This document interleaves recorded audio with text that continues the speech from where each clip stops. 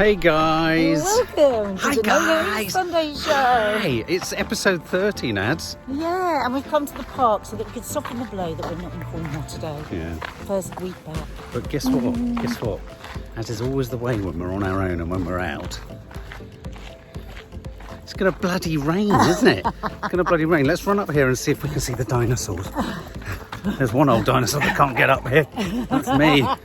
Bloody hell. Anyway, let's see what Toffee's got to say.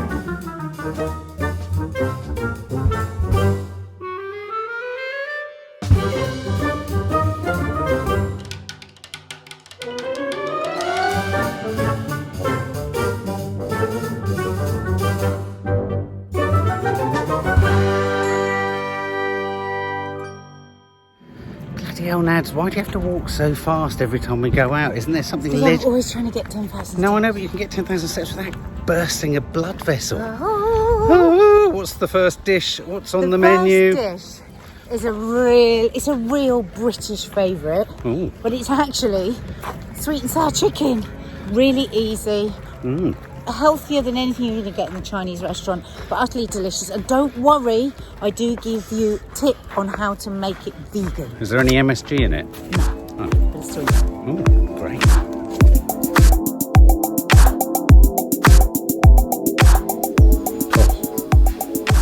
Toffee, are you missing Chi-Chi? Are you missing the cut and thrust of competition? Toffee, COVID. COVID.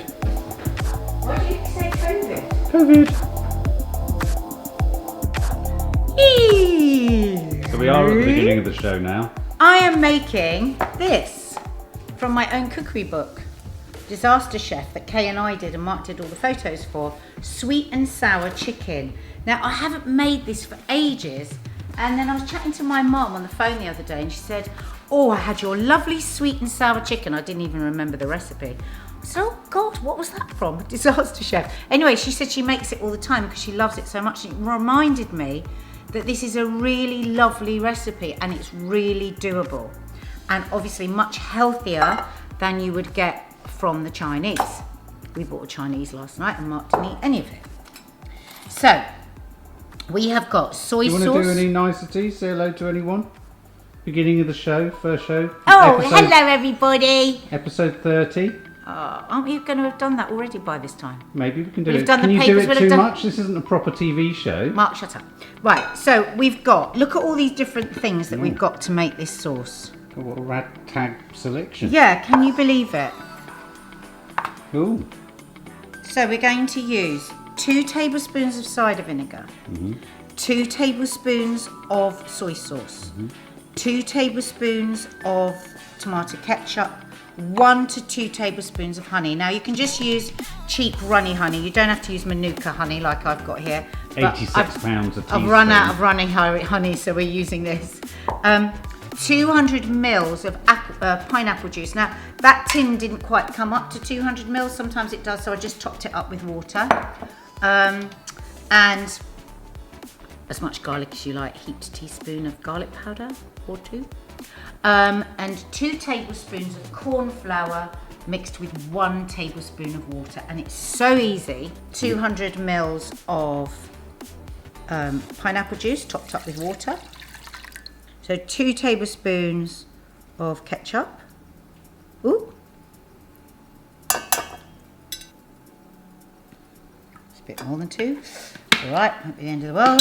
I love this Kikkoman soy sauce, but you can use whatever you want. This one is slightly reduced in salt because I'm so worried about the amount of salt Mark and the kids eat with crisps. This is contains the mother. Don't you love that? Sounds like Alien. So when it settles, I've shaken it now, there's like a weird alien-like thing at the bottom. You've asked me to buy it with the mother before. That's what it's called. Mean? I think it means with part of what actually makes the fermenting process of the vinegar. It's really, really good for your gut. Sounds so sinister. 2 tablespoons of cider vinegar.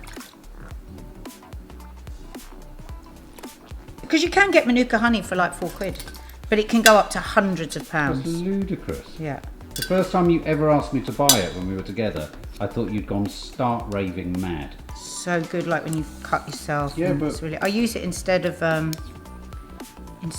germaline and stuff like that. Oh God, and then we didn't eat it. You shoved it on your bloody finger.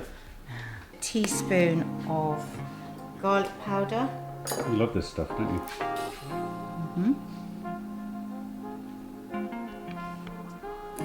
Oh, that's good. And 2 tablespoons of corn flour. Now I whisk it first into a tablespoon of water, so you don't get lumps. 1. Got a dirty spoon here. That's why I'm doing it this way. If you think what's happened to her, she's gone completely mad. And that will give us that nice, thick, squidgy. Not squidgy. What's the word? Unctuous. I would use, but I've since been told unctuous isn't the right word. Gives us that nice Chinese sauce thing. Look at the, isn't it brilliant the way I used to play this with the girls all the time. I'd get a load of corn flour and just have that thick because it changes. What does it do? It does loads of weird things by how much water you put into it. It reacts in a really weird way. Pour that in. And there we have our sweet and sour sauce. Mm. Bring it up to the boil. You notice I've got my thing that you always burn your hand on. I know. And that'll be lovely. That will reduce down and be really nice and thick and sweet. If you've got a family that love loads of soy sauce, I mean, you know, I'm trying to keep this healthy. You could, of course, double all of those ingredients. Really, really, really tasty. If you're vegetarian, you could make this sauce all vegan. Well, no, vegan wouldn't eat the honey. So you could replace it with something like agave syrup or something like that. And instead of doing chicken, you could do lots of vegetables. Delicious. Hello, everybody. See if you can say hello in the oil. Hello. To me. Hello. The sauce is lovely and thick. And I'm gonna add, I've got a 435 gram, a tin of pineapple in just plain juice. That's what I used in the sauce. And I'm going to, normally I would add all of it, but Mark's not that keen on pineapple, so I'm not going to. But I've It looks normally like quite a got all lot of in it. there. Yeah, well, I've left half for Maddie. Kiki loves it just as pudding. So I've got some rice and some broccoli heating there. I've got my oil to fry my chicken. Now this recipe is for 3 chicken breasts cut into small pieces, but I've only actually got 2. In here, What are you doing with the bag? I'm going to explain. I'm putting about 3 to 4 tablespoons of corn flour. Now corn flour, you know when you get like fried sweet and sour chicken from the Chinese, the corn flour is what kind of gives that kind of crisp, that outer crisp to the chicken. So I'm also going to add a bit more of my garlic powder, because you know I love it. And then I'm just going to put my chicken in. Now, you could add some more salt here, but you know, there's a fair amount of salt in the... You use any plastic bag for this? Yeah, or you just put it in a bowl and toss it around. Right, I'm going to put some salt in, just a bit. I don't really agree with it because I've got salt in my soy sauce, but I know Mark will moan. So if you've got a very salty family, it's healthier not to put it in. Okay, so it's all really nicely covered. Let's just check my oil. If I put a little bit of flour, wow, perfect. That means my oil is ready. Now, another nice thing you could do with this, I didn't have any, we haven't had a shop yet come, is green pepper. In the book, I put green pepper or no pepper. But it is nice to have a bit of veg, Mark. That's why I'm steaming. Just not pepper. There's about 87 other varieties of well, veg. I'm just saying that the traditional thing for this Looks like Turkish delight. is, for this recipe, if you're cooking Chinese, would be to put some pepper in. Might be able to fit quite a bit in, actually. Okay, because you want them to fry, you don't want them to steam, so I'm going to do it in 2 batches. So I'll just let them cook away.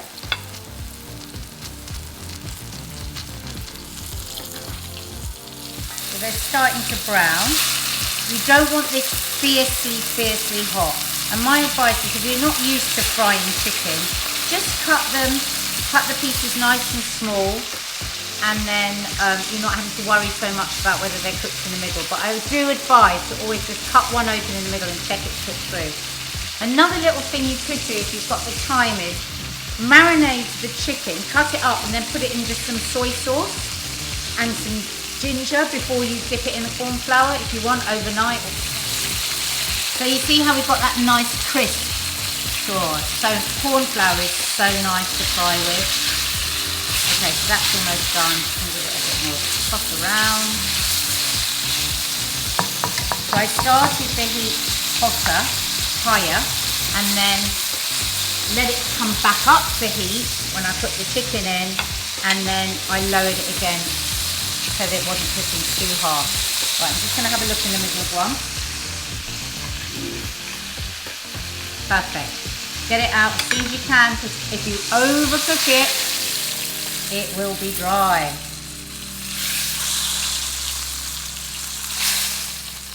You can, of course, do this with tofu. Gorgeous. Do exactly the same thing. That's what I had last night. I had tofu from the Chinese. Should have brought that up to heat again. Right, that is done.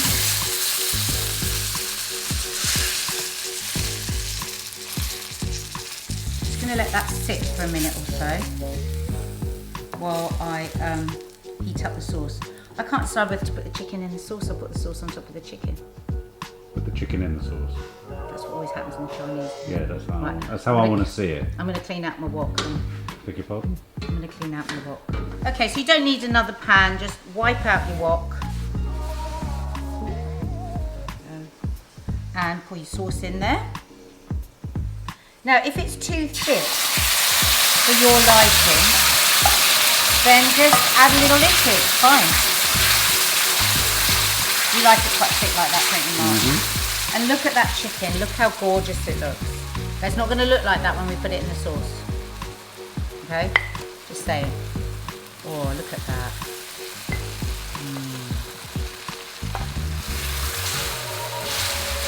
There you go. Done. Should we load it onto the rice? Yes.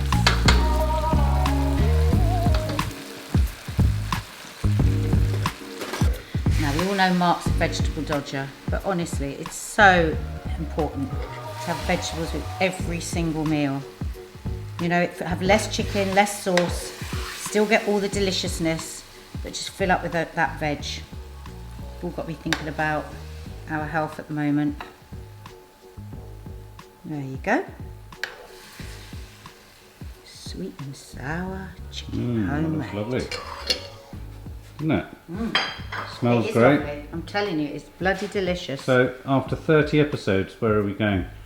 We are now going to the memes. Skin of your teeth. Skin of your teeth. You're going to try this. They'll want to see you eat it.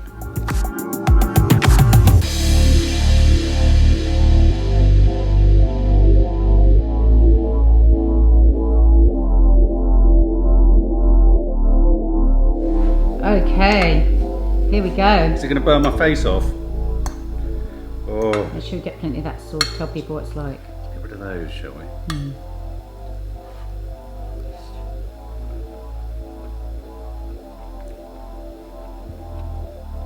Very nice. Beautiful. And where are we going? Episode 30. Where are we going? Memes. You at the thing. What the hell we were going for a minute.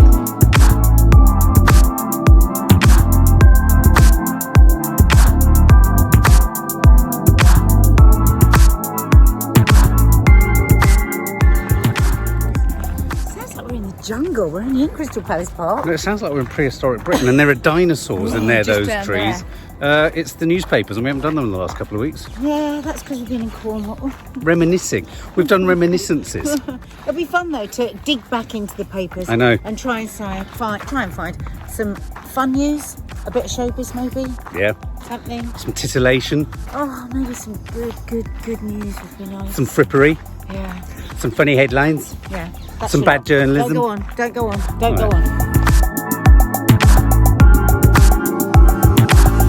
Here we are again. Here we are, and I said to you, I'm going to find showbiz, I'm going to find nice stories, I'm going to find a bit of fun, a bit of glamour, and I've managed that, and a bit of misery. Have you? I found just pretty much stupidity everywhere. Oh, good. And sort of odd little developments and quirky stories. I've just gone with my quirk alert. I've got my quirk radar. Quirk alert. Are we ever going to be post-COVID? We're not post yet. We're still in our one wave, don't forget. It's one just big one wave. big wavy wave. But the first story I thought I'd pull, which will resonate for you, is Beans beats COVID. Right. As in, NHS are giving new snack tips. Okay.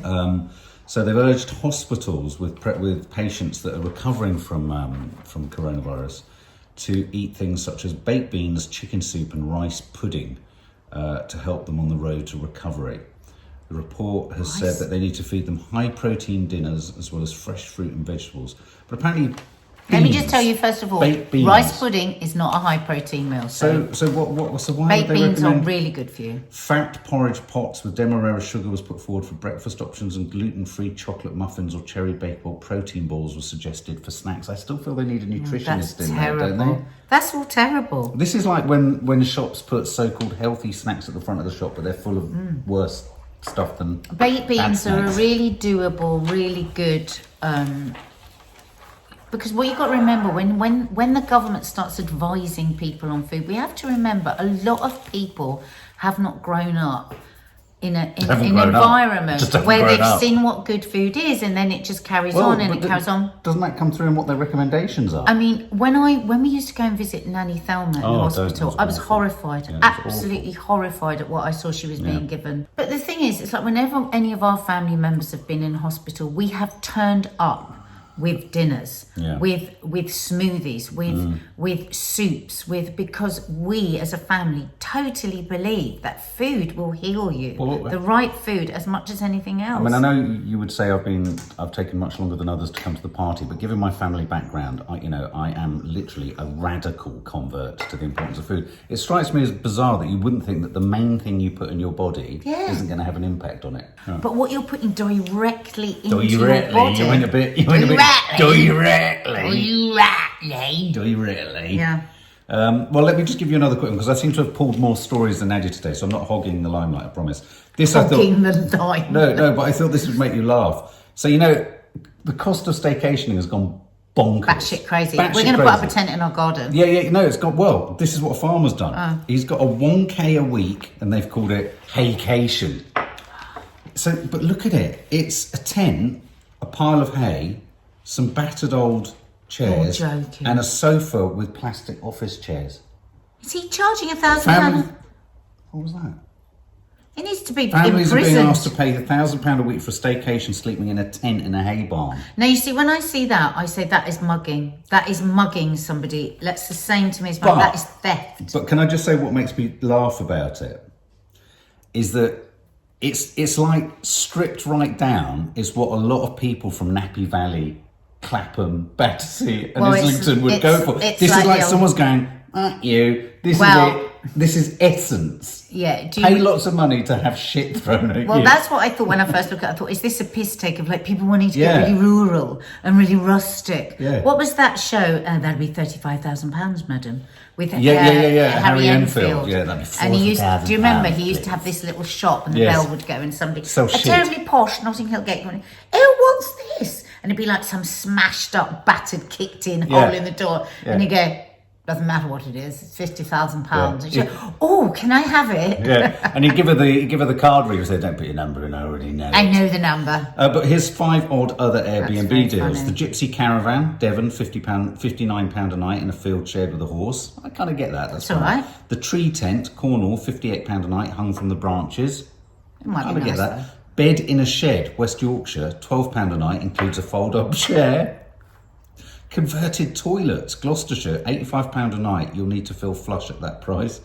And 5, back seat of a car, £8 a night, comes with a bucket of water. Oh, they're joking.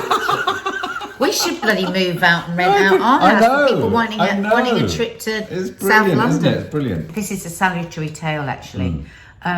This is about, people have gone batshit crazy buying puppies through lockdown. It's curious, isn't it? You'd have thought when people No, are more hard I up, get it they because would... because don't forget, people aren't hard up yet. A lot of people are on 80% of their wages saving with money. a lot of time at home. And a number of my friends have bought puppies, and they said it's been the absolute saviour. Really? And in fact, Boris Johnson's sister came onto the show she was the last guest on. No, she came on to talk about something completely different, but she had basically toffee. It was exactly toffee. Oh, wow. And she bought it because of the stress of lockdown. So right across the board, people. So what we're looking at in another 6 months is when the pennies pinch, they're all going to be chucked out on the street.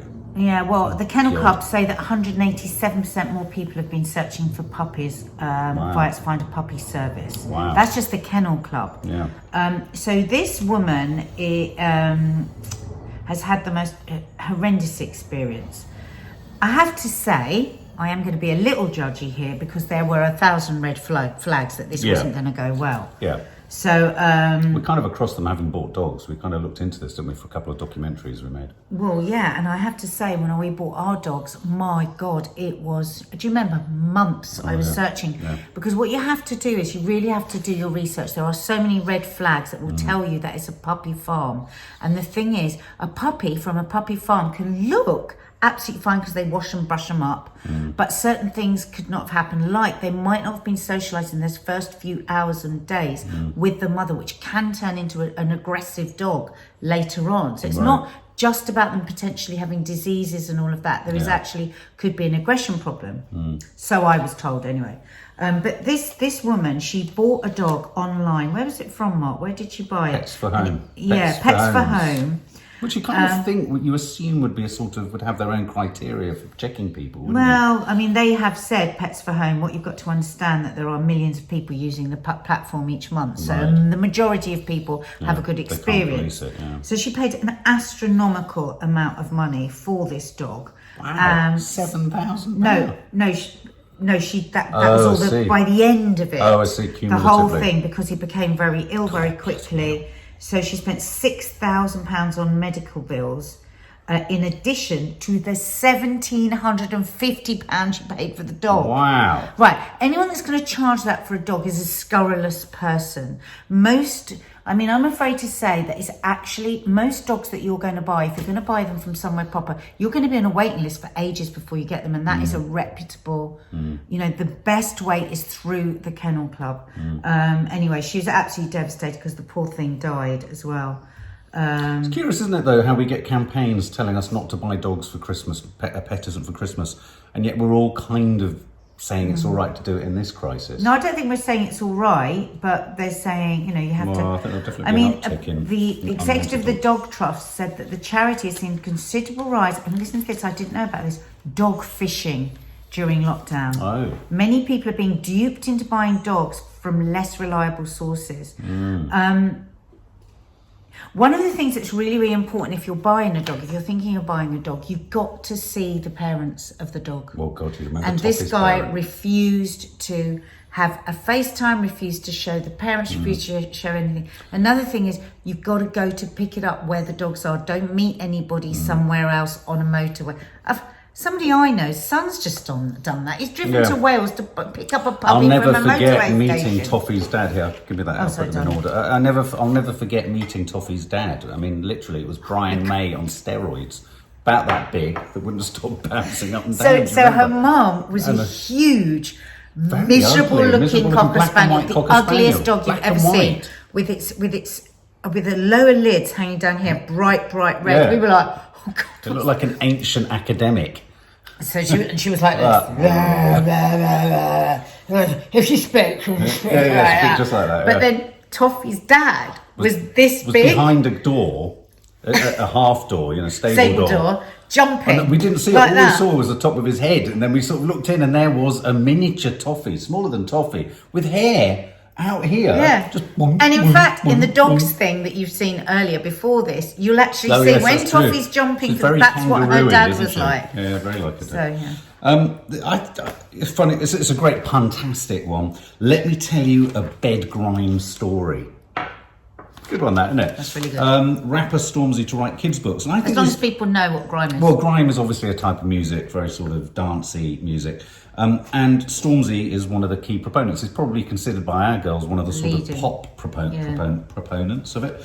But I think this is really important. Stormzy is in talks to write a series of children's books about diversity. And I think we need an impetus for youngsters to want to read. And I think, finding or having rappers, it doesn't matter where it comes from, because one of the things about that we've tried to teach the girls, and especially Maddie with the musical side of things, is that writing and reading doesn't just have to be about reading really dry, boring books. A lot of rap is brilliant poetry, a lot of lyricism. Maddie does a lot of writing in her music writing, songwriting, what have you. So I think have a rapper like Stormzy with his profile, writing about issues and diversification in that sense, it's not done in a politically correct. It's going to be authentic. It's going to be real, and I think it's just a really good move. You've always been really good about that, being an English graduate and gone through a very traditional academic education. Yeah. You've always been really good about going, listen, if whatever the way they're reading is absolutely. Good. And I remember a friend of mine ages ago when I was really worrying about one of their reading, I don't know what he said, and he said, look, what's she into? Just buy her a load of those magazines, get a Tatler, get a this, get a that, because they actually have really good articles in them, and just get them reading, it doesn't matter. Yeah, no, I think the most important thing is, like, if you give a child today Tom's Midnight Garden, they'll probably hold a gun to your head. Yeah. Don't do it. Right, I've got good and bad news. Oh, okay. Vlogmas is starting today. Hey? Apparently, Xmas shopping should start today. Oh my God, okay. Yeah, from today. Right. Obviously the shops, we don't know where we're going to be with COVID. God, I know. We don't know where we're going to be with deliveries. No, we don't, do we? And now they're saying if you shop now, you are going to save yourself an enormous amount of money. So there is some sanity in it, because people are going, we're not going to go, okay, well, let's not really have Christmas this year because what we're all going through. People, I think, are going to really lean towards Christmas. And actually, though we love to do these stories, oh, for God's sake, it's a bit early, I think that there's some sense in this. Well, I think you have to deliver us your line.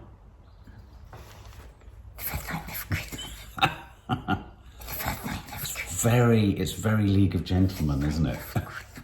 I don't think it started out like that. No, I don't it know why didn't. it It's became become like deeply that. sinister. I'm going to make it more happy. No. First signs of Christmas. Oh no, that's It's the first signs of Christmas. No, that's kind of sinister in a completely different way. I pulled this one really for the headline, but actually behind it is quite a deeply sinister. I don't know, maybe. If you axe the cathedral choir, expect an unholy row. I don't know. I quite like that as a headline. If you axe the cathedral choir, expect an unholy row. Disharmony reigns in Sheffield over a dean's decision to break up a group of mostly white young singers. Sheffield's Anglican Cathedral, a 400-year-old choir, has fallen silent, and the dean has been accused of an anti-white agenda because he wants to increase diversification in the choir. But listen to this, the response has been so... I'm just imagining... I don't think anyone should be kicked out.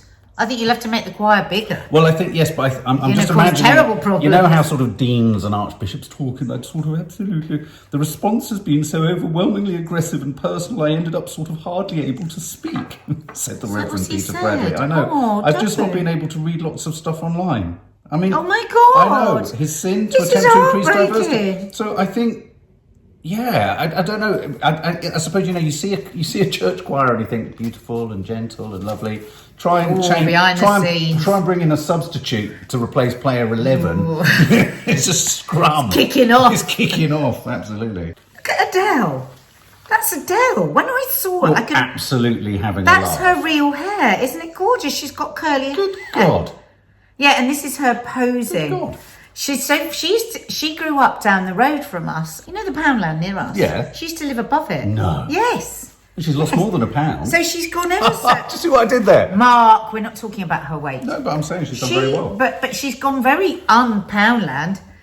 So she's posed underneath Beyonce's Beyonce's new video, I think, is playing up there, and she said, "Thank you for making us all feel so loved through your art." God, She's gone very American. The Adele I know and used to, well, not particularly love because I didn't like this. She stood on stage, belched and said that was a dirty burger belt. I know, and now she's going, "Thank you for making us feel so loved through your art." Hoity-toity. Ooh. From the highs of above Poundland to God knows where. No, but she's lovely, isn't she? We love her. And I love her hair. Right, you know when you go to Nando's and there's that lovely feeling at the end of like you don't pay because you've already paid. Yeah, it's happening everywhere now. Well, no. So Jeff Bezos, has who's the owner of Amazon. Yeah, quite something. I remember coming out of Finsbury Park Station when Amazon had just started, and a friend texted me. Wouldn't have texted me. Would he have texted me? Talking to a friend of them saying, "Oh, you know," because they knew I was into books. "Have you bought a book on Amazon? There's this new book." It was just a book buying website. Yeah. Very functional. I remember never having heard of Amazon. Yeah, it took you like 2 weeks for the book to So arrive, but fast. you didn't have to go to a bookshop. And you know they see themselves as a startup company. They were still a startup Startup company. Amazon. Apparently they haven't even started. Well, here's the thing. Well, so they're now, but there's this curious sort of lurch towards the high street. How weird when nobody's they're going launching to the high street. they're launching something called Amazon Go, and you go in. You've got a QR code, which is one of those like like a barcode. You flash Which it. you've got from where? You have your own. So Okay. that you can only go in when you flash it. So you flash it, you go in, you take whatever you want, and you come out, and you'll get charged. But he said it's like shoplifting without the guilt. So you literally just go in, you show your barcode, you go in, and you have no transaction. You just pick shit up. More jobs gone. Well, More jobs those gone. are the two things. More jobs gone. Oh my God. No humanity. We're moving towards robots and zero humans. But Danny Fortson, who's the journalist, is very funny. He says he tried everything. He scrumpled the crisps, he tried to bugger up the barcodes and everything to see if it worked. Still got charged the right amount. It works. So it's a smart So do you barcode shop. everything you buy? Well, no, I think the system just reads what you've picked up. It obviously monitors you whilst you're in the shop. This is the end of the fucking world. And This is horrific. You weren't in a good place on that, were you, at the beginning of the chat? Yeah. Yeah. I said to Mark this morning, I said, I feel so hopeless about the end of the world. I just feel like eating loads of salt. Well, Jeff Bezos has just taken us one step nearer. You're not going to have to pay for stuff. I'm worried about you, though. You just go into shops and you just pick things up and keep picking things up. Why are you worried about me? Well, if you went in there, he said you kept going in and getting more and more salad. Well, I suppose that's a good thing, isn't it? More and more salad. Wow, this is quite a tale. This boy from Bognor Regis who faces 45 years in an American I saw something about jail. this. I saw something about Do you this. remember a few weeks ago that Twitter got hacked, all these VIPs? Yes. And the message went out, if you donate this amount, I will hand over this amount by Bitcoins to charity. And it was people... Bitcoins, not Bitcoins, Bitcoins. And it was people like Obama and Kim Kardashian. Was Trump one of them? I don't know. Big, very big names. Anyway, this 19-year-old boy from Bognor, that's his house there. Right. You wouldn't think it. I love that when we drive past just don't know what's ordinary going houses on. and you think, what's going on What in is all those going on? houses? Anyway, he was part of it. Now, him and other people. Joe Biden was one of them, actually. So the hackers only managed to raise around 76 grand before the scam was discovered by Twitter and they shut it down. Largest cyber attack on Twitter in the whole 14 years that they've been up He'll and go about. down for that. Oh my God, he will go. Do you know what though? Do you know what pisses me off? It pisses me off all the time. Okay, so they got 76 grand, you know, that will be gotten back, and it's terrible and it's awful and all these things. But you still get so much more time for that than you would for murdering somebody or raping somebody or for being a paedophile. Yeah. We're so fucked up that the financial crime is still seen as the worst thing you can do. Fraud, all of that. And I just... Yeah. No, I agree. To be honest, I think 45 years is too much. What I would do if I was what I would do if I was Twitter, I would obviously have some kind of punishment, but then I would meet him, I'd interview him, and I'd see if I could turn his life around. He's obviously very clever, and see if he wanted to work for Twitter. Okay, well, we're moving inexorably closer and closer to what would have been Freshers' Week in many university towns. And of course, the alert has gone out from most universities. Welcome to Freshers' Week. No wild parties and no sex, please. Now, we were talking about this, I think, at some point over the summer holidays. It's not going to happen. That's what I'll say first of all. What? You're not going to control it. Well, this is it. But the universities are putting down some incredibly stringent rules. Now, when I was at college and I was in halls of residence, the strict ruling was I was on a boys' corridor. And you weren't allowed to have members of the opposite sex to your that's corridor. Immediately so exciting. Well, it's such a thrill. Of course, it's such a thrill because, of course, there wasn't anyone at the end of the corridor standing there going, "You can't take her." Just in, a rule. You can't take... So I mean, they might have people policing. No, but what they're actually, talking Maddie about... said, lads came in last night to me and said a couple of her friends now aren't going. Oh right, but here's this. Yeah, but here's the thing. You see, so universities are enacting and enforcing bubbles in university accommodation. They're going to have test and trace. So, like when I went to the cinema the other day, they took my address, my phone number, all of my details, my membership ID, and everything. They said, "You do realise if we have an outbreak at the cinema, we will have to contact you, and you'll have to go into isolation." They're going to do the same thing here. They're going to monitor everyone. But the most telling... How are they going to monitor everyone? I'd have thought with halls of residence, they'll be able to monitor who's coming in and who's coming out. So they'll have some kind of barcoding system to keep a check on I thought you meant monitor their health. So will they be doing temperature checks? No, but there's going to be virtually no face-to-face teaching. Very few tutorials. A lot of academics who themselves are fearful for their own health because they're over a certain age. Are saying that for them, screen teaching is far more preferable for the lecturers. So the lecturers are kind of like, keep it like this, for God's sake. Yeah. And they're going to take disciplinary action against anyone who's found to breach the rules, which would be involve being expelled. Can I just ask you something? Because I didn't go to university. Yes. Whenever I see it, whenever I see lectures and stuff, it's tons of people in rooms being really bored and somebody just talking. Yes. Is there any other interaction than that? Yes, you have. I mean, a student's life is about lectures and seminars. And if you're studying science, there'll be a lot of lab work. So some of the more challenging subjects to teach, distance teach or virtually, are things like science courses. But English, for instance, that you did, would it have made that much difference if you were watching him? Absolutely not. I mean, the problem is it's hard enough getting students to lectures in the first place, and if they get there, it's hard enough to keep students interested whilst you're in there, because it's warm, it's hot, you fall asleep, you usually hungover. So do you think potentially it could be better for the humanities subject? Oh, absolutely, because also you've got the opportunity. I always remember I'd come out, if I'd had a good lecture, or it was one that had stimulated me and I'd got a load of notes, other students would come, can I borrow your notes? There's a standard line, can I borrow your notes? I'd borrow a note, I missed the lecture, can I borrow your notes? You can't do any of that.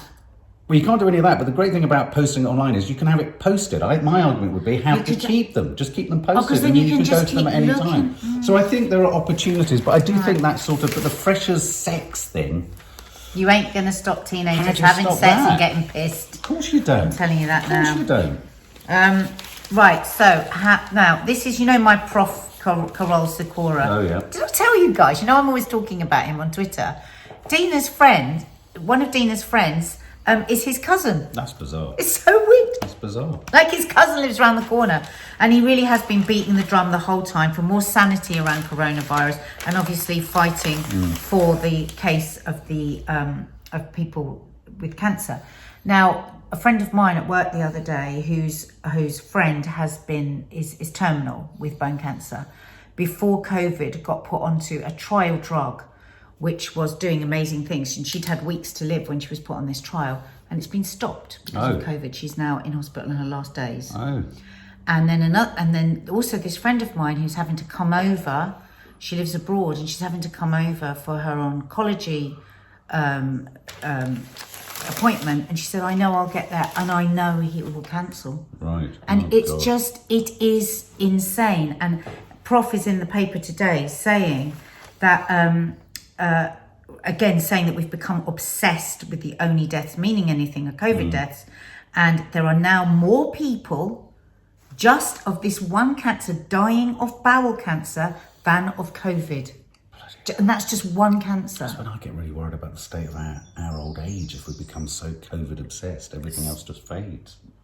He is, you know, this man is an incredibly experienced man in so many things, because of course he worked with the World Health Organization for years, and he's been the head of the cancer, whatever it is, for the last 50 years. He knows his stuff. And he said, this is a crisis. It is going to bring down the national health in a different way if we don't address the fact that people are not getting seen in early symptom stage, and we're going to get to the point where people are coming in with stage 4. It is a massive fucking deal, this. And do you know what the terrible element to this is? The news gathering and news reporting on this is bowel cancer isn't I hate to use this term, but isn't a sexy headline grabbing illness.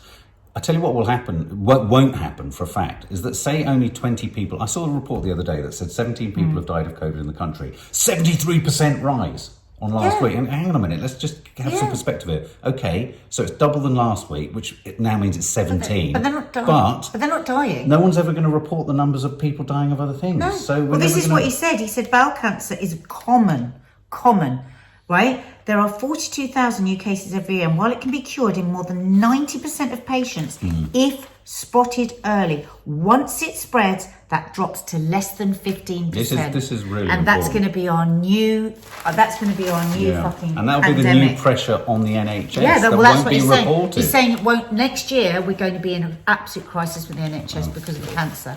So come on, fucking Boris, sort it out. Well, on a completely different note, I think you need to jump in with Gwyneth Paltrow and Victoria Beckham, babe. I think you need to launch your own sex toy line. Apparently, Posh Spice is going to spice up your life. She's going to sell sex toys. And this is a mock-up of what she might look like with a whip. Do we know this is true? Well, I mean, I don't believe that for a second. Golden Balls Mrs. has got permission to flog health and beauty products by trademarking VB Victoria Beckham, and a source has said she's aiming to rival actress Gwyneth in every way, including the sex toy market. Well, let's see. Spice up your life, baby. Spice up your life. This is just a silly little showbiz one. Do you remember Greta Scacchi? She was Greta Scacchi, yes. She was. I've interviewed her twice. Have you? Yes.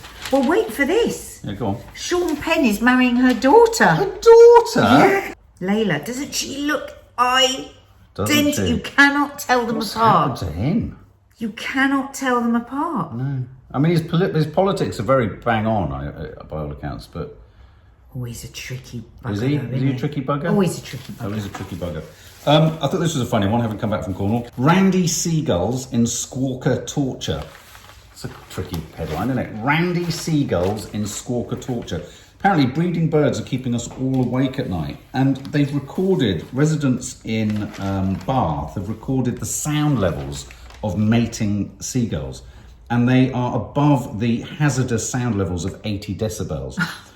Reaching 86, which is the equivalent of busy city traffic or a vacuum cleaner. Oh, God. Well, what can we do? We can't shut them up. Well, we can't shut them up. And also, apparently, according to the scary. RSPB, they're an endangered species. But I tell you what, when you go to St Ives, they are not that endangered. Humans are endangered. If you're worried about the state of the world, this will really freak you out. No, I thought we were going to end on something nice. I wouldn't have given this any sort of airtime because it's in the Daily Star on Sunday if the guy that they're quoting hadn't been on CNN yesterday talking about the very same thing. The feeling is that they are pulling together, and in America, the military intelligence advisor Christopher Mellon has claimed that thousands of sightings worldwide are being collated about these similar shaped triangular objects over military establishments and things like that. I'm not even listening to you. That they can't technologically align with anything that humans have developed, right? But what they are reckoning, and this is what a lot of people are thinking, is that perhaps these unidentified flying phenomena, as they call them, could be symptomatic of aliens or another life form Google mapping our Earth. So they're charting and mapping. I didn't want to know this. A bit like the original explorers did when we went heading off into the sea. I didn't want to know it. Well, I've got enough on my plate. It might be that they just want to, I don't know, maybe they just want to use us as an enormous allotment or something. You know, that might be for good. They might enslave us and make us, I didn't want to know that grow today. village. But apparently they could spell a new security threat, says Mr. Mellon, which will make sort of the Cold War look like a stroll in the park. So our UFOs, take me to your leader, avoiding the roadworks on the M25. So are these strange unidentified objects mapping our planet? They could be. There you go. It's his fault we didn't end on a cheery one. Okay, so we've stalked in the jungles of Borneo to update you on what the munch brunch dish is. Nads, what's the munch brunch? Right, so the munch brunch dish is one of my absolute favourites, except I've swapped the lemon for lime, and it's a lime drizzle poppy seed cake. What is that behind us? What? Look, between our heads. That green thing in the wood. Can't believe I hadn't seen that. Can you see it? Can you see it? Just there. It's a dinosaur. It's a dinosaur. It's an actual and dinosaur. It's not a chocolate dinosaur, No. It's a real dinosaur.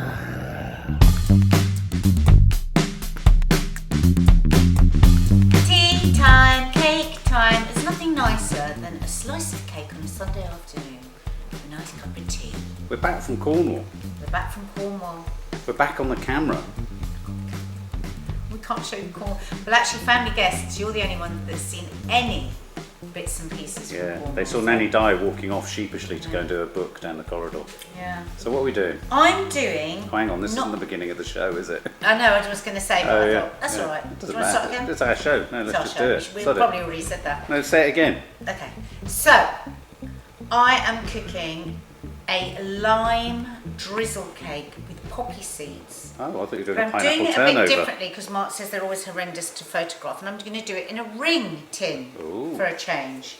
Now, when you're using a ring tin, it's really important to really heavily butter your tin because you don't want it to get stuck. But I do a little something extra. I cut a piece of baking paper like that, and I just stick it like around, handles. because then I can just lift. It gives me an extra surety that I'm going to be able to get it out. That's so Blue Peter, babe. Then the other thing that I do is I put a little flour in like that. Sorry, regular bakers that would know this, but there's lots of people that watch on here that don't cook often, and I just sort of dust it around the tin. So you do that so it doesn't get too greasy, because you've had to put a lot of butter because you don't want it to. Let me see if I can do it that way around so you can see. And I'm just tapping it all the way around the tin. I love it when you get technical. In here, 200 grams of butter. And this is why I always say it's really good to make cakes yourself, so you see exactly how much stuff goes into them, and then you can cut the slices a bit thinner. 200 grams of sugar.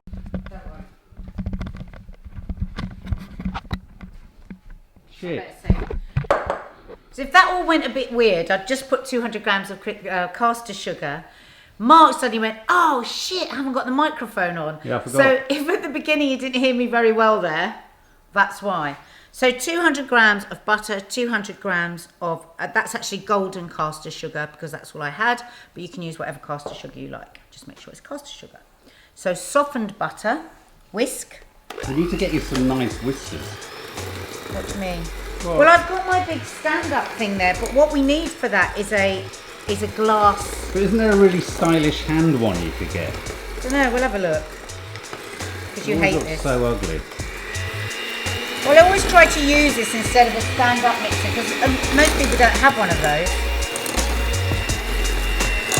So, as you know, we are going for light and fluffy. What you want is to make sure that the sugar is dissolved, really. You don't want crunchy sugar. Light and fluffy. Here we go.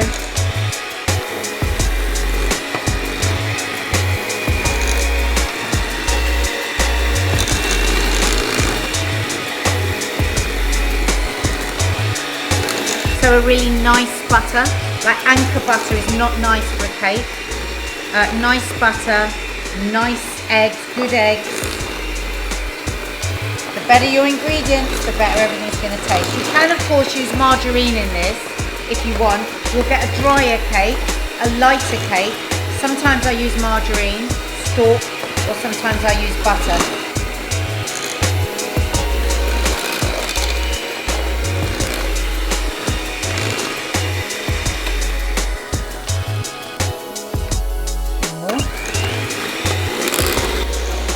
Stop.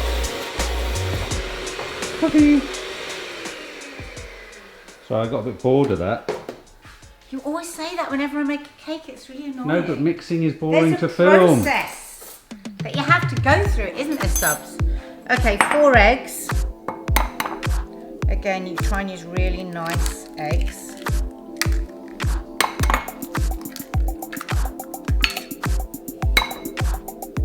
If they're really big eggs, you could use 3 if you've got very large eggs.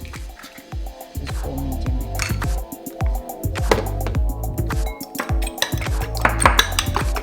And just break them up. You don't want to overbeat them when you're making a cake, but just break them up.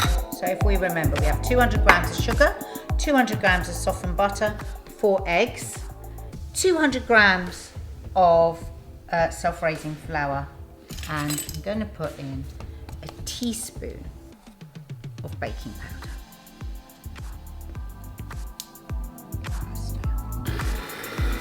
Make sure that all your ingredients are at room temperature. Your butter can still curdle. If it does, you just add a spoonful of the flour. It's less likely to curdle if it's at room temperature.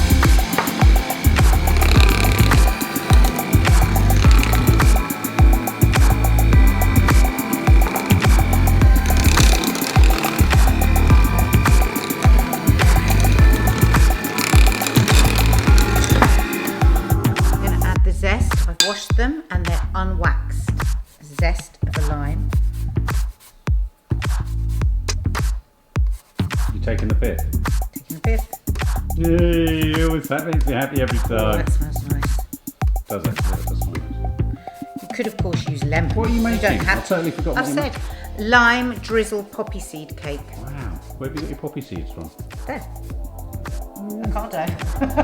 Where it says poppy seed. I was thinking of the photograph for Instagram because everyone loves drizzle cake. It comes up time and time again as people's favourite cake. Yeah, and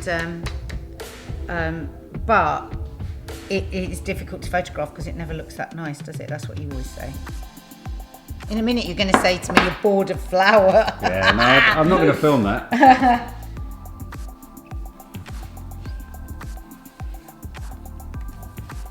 See how I unfold it? You actually should film it because people do get confused. But it's pretty by much, folding. This is a sponge process, isn't it?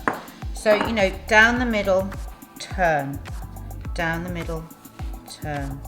Down the middle, turn. So really, to have the skills of how to make a basic sponge liberates you with so many cakes. Yeah, I mean, there's a set of skills that you need for cake making. Yeah. Whoa, look at that. Oh, see, you're not putting them on top, you're putting them through it. Oh, yeah. Right, so... yeah, just need to do a little bit of loosening. Do you like poppy seeds? I love them. I do.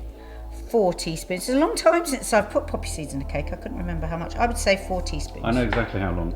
6 years, 7 months. Is that going to be enough for your photograph, or do you think you'd like more? Well, I think you're going to sprinkle some on top, aren't you? Yeah, but do you want more when you cut through? No, that's fine. That's okay. I found my vanilla. I forgot because it's been missing for weeks, hasn't Where was it? it? I don't. It was in. It was. Don't even ask. It's in a very odd place. Your knicker drawer. So I'm putting a teaspoon of vanilla. You don't have to, but I'm a bit of a vanilla freak. I like it in all cakes. I put some this morning in my coconut yogurt and granola. It was so nice. Did you? Have you seen a doctor about that? So nice.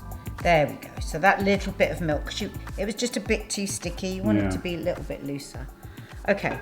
So now I'm going to put it into my tin. Hey! My oven is on at 180. At what? 180. Preheated. Remember, always put your oven on before you start making your cake. I love these shots. Oh, look at that, guys.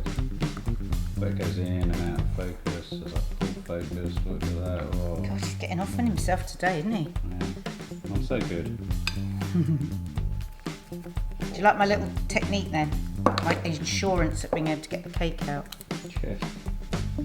Very clever. God, this is going to be so good. My dad's favourite. I actually wasn't going to make this today. I was going to make pineapple upside down cake, but my dad isn't feeling very well, so I'm making his favourite cake. Is Teddy keeping us on a knife edge with Teddy Talks? Mm-hmm.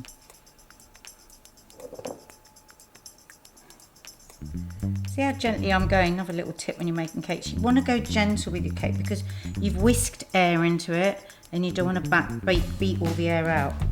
Guys, if the cake gets stuck, it will have to work something out. I'll have to make a trifle. So, between 30 and 40 minutes into 180, I will check it at 30 at half an hour by putting a skewer into it, and if it comes out clean, then it means that it's done. If not, I'll give it another. I thought you were saying you're going to put a skewer through my neck. I'll give it another 5-10 minutes. Okay, now, Miss Sawalha, I'd like you to inhabit facially a line. That's really good. That's really good. I'm armed and I'm dangerous. I'm gonna plunge this into my lime papa seed drizzle cake. Do you wanna come with me? Yeah, let's do it. Come on. I'm gonna. Oh! It's always exciting. Oh, I can see it's not ready because it's wobbling a bit. I can see it's not ready. Oh, it's way not ready. That was after 25 minutes, so I reckon it's gonna need 40 minutes for sure. Where are you putting that? Okay, I just checked it, guys. Oh, it's so beautiful. And Ooh. actually, it was cooked at 35 minutes at 180. Oh, it smells divine. So you will have to check it. Oh, it's perfect. Look at that. Perfect. Risen, golden, delicious. Will it come out? That's my little feel. I think so. So, You're quietly confident? quietly confident. Put it on there. Oh, And... I thought you were going to lift it. No, it's only if I couldn't get it out, I would use that, but I can tell it's going to come out. She says. Oh, what a brilliant thing. Ah, That's a thing of great beauty. isn't it? Oh, isn't cooking just so magical? It really is. Baking particularly. We didn't eat those, but they were there in case we did. It's cooled, beautifully cooled, the cake now, so now I'm just going to make a bit of a drizzle for the top. So about 150 to 200 grams of icing sugar, depending on how sweet you want it, and lime juice. If you haven't got any lime juice or lemon juice, you can just use water. So just start with a little.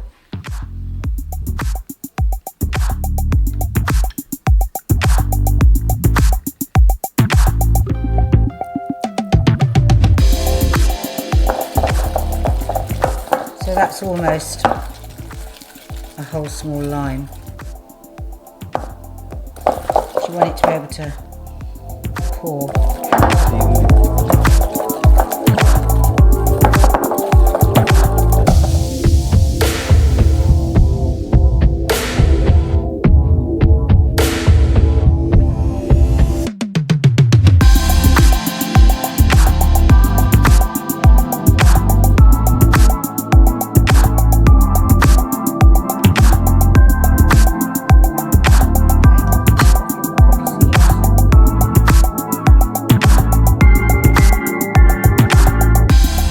You can do this, swap it for lemon if you want.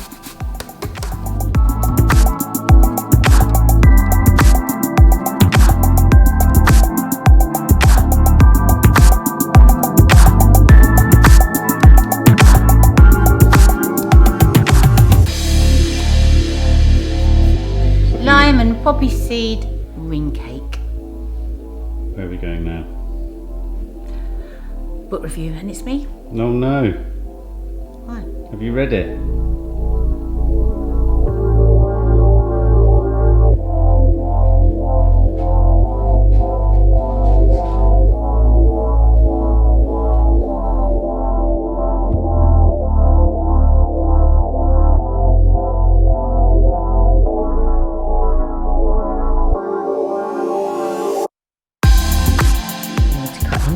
at you.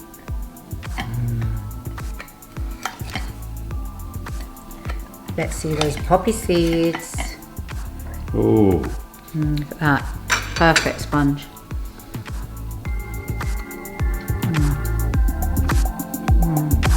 Good. So good. It's always 10 o'clock.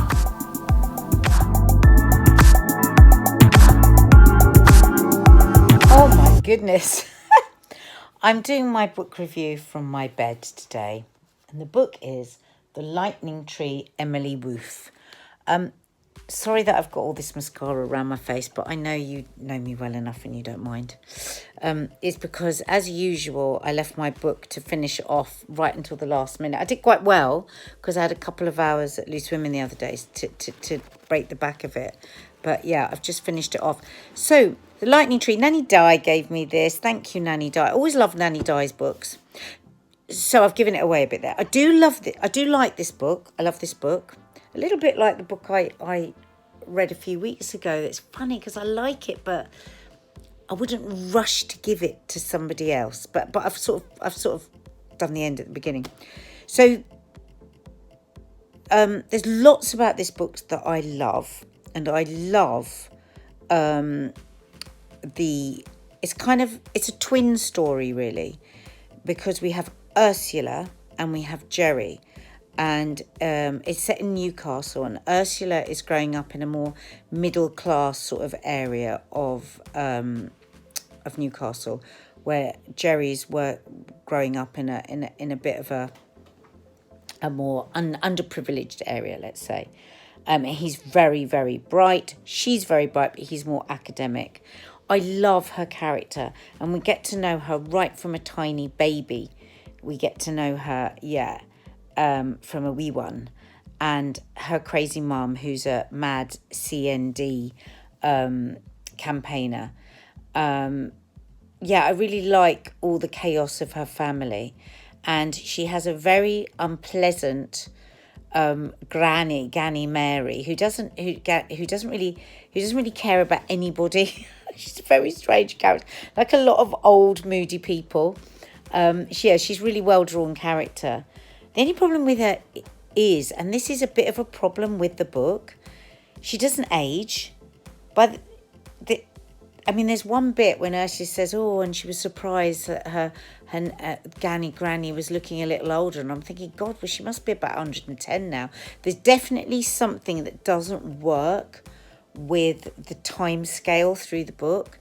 And that can be a bit irritating, because you think, hang on a minute, how could that have happened, that have happened in all that space of time, and now only this has happened? And I think sometimes it's to the detriment of the characters, because you think, God, so he's done that, and he didn't really seem to care, and he took it all a bit for granted.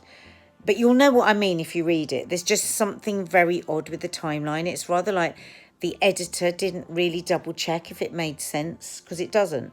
A bit of a flaw with the book is, I think sometimes we've got too many characters that come that we don't really get to know, and I really, really hate that in a book. It's a big bugbear of mine. I would say about 50% of the book is really good. It's brilliant writing, and I would say 20% of it is really good, and then the rest of it's I'm a bit unsure. I don't really know what's wrong with it. I can't really put my finger on it. But there's a bit of a normal people about it, actually, because there's this unrequited love thing going on. Well, not unrequited. They both fall in love. Ursula and Jerry fall in love at about 11 years old. And then it's about how their lives take them in opposite directions. She travels to India, and he goes... a little reluctantly. He gets a scholarship to Oxford, and he goes to Oxford. And it's just about how their lives, how they're taken away back and forth from each other. And I won't give you a spoiler, but, do they end up together? The sex is good. There's sex in it.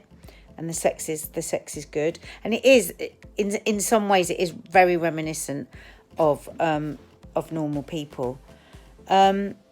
Oh yeah, just go track back a bit. The Nan is such a good character. She has a kind of obsession with things and objects. And I know that there's a message somewhere in there. The fact that Ursula's growing up in this house with all these mirrors, but she can't look at herself. But then she's a bit of a chameleon. Then through the rest of the story, she changes herself. She becomes a bit of a hippie. She has a bit of an awakening, enlightening time where something a bit odd happened. It goes a bit lyrical at points. But you don't really understand what it is that's happened to her. Yeah, so there are gaps in it, and don't get me wrong. I said to Mark today, I'd like to find another book by this writer, so that because there's lots in her writing that I love. Oh, I think she was also an actress, the writer. So Ursula becomes an actress, and lots of different things happen. But again, the timeline is so odd. Really good characters. A lot of it's written very well. But it loses itself. Here and there it loses itself. And you are kind of, sometimes it's very frustrating. Though I love a will they, won't they sort of love story, I can also find it very frustrating. And maybe because I've just been through Normal People, there's a bit of that. As I say, I'm not going to be, running up the stairs to get this book and charge downstairs to a friend and go, oh my God, you've not read this book, you've got to read this book. I feel like I'm letting you down a bit with the reviews recently. I feel like I need to get a really good one so I can 100% recommend it. But I definitely think it's worth reading. If somebody's going to give it to you for free, or it's lying around, if you want a 50% brilliant book, then this is it. But there's definitely something wrong with it. It definitely went awry. But I love the themes, and I love the relationships, and I love the difficult granny, and I love the whole, I love super smart people married to Mark. So I love the whole thing about Jerry and about his struggles with his roots from where he comes from, and this incredible intelligence that he has. And their love is very meaningful, and it will a bit like Normal People. I think it will leave many readers nostalgic for their youth and for young love. So, The Lightning Tree, Emily Ruth. Everyone's playing effing music. People are having a nice time, Mark. It's not allowed. Why? Yeah, of course it is. I'm Such a joking. miserable kid. All right, it's Teddy Talks. It is, Teddy Talks. Where is he? And it's very valiant of him to be doing this. Oh. I'm not going to say what he did, but he hurt himself yesterday, put it that way. I saw him on our ring phone, moving incredibly speedily past our front door. It wasn't too well yesterday, but he's back with us today. Well, maybe we should call it Teddy Walks. Teddy Walks.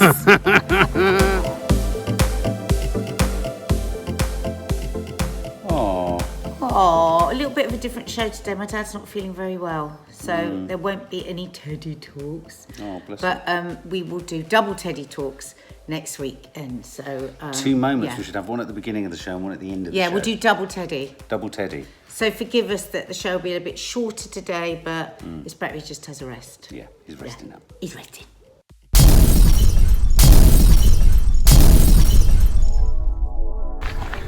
That's it. It's the end of the show. There it is. And I think we should end the show holding hands. I can't skip. I've done my knee. And skipping. No, I can't. I've done my knee. We're getting old. We can't even consider skipping. No. Tomorrow I might be able to skip. I twisted my knee. Are you a diplodocus? A diplodocus. A diplodocus. I'm a stegosaurus. Yeah. So It's a good show. And we'll see you tomorrow. Don't forget. Cooking live. Where are we tomorrow? What are we doing tomorrow? Monday. Episode 30. That was episode 30. It was. Oh God. It's all done. It's in the can. Bye. See you tomorrow.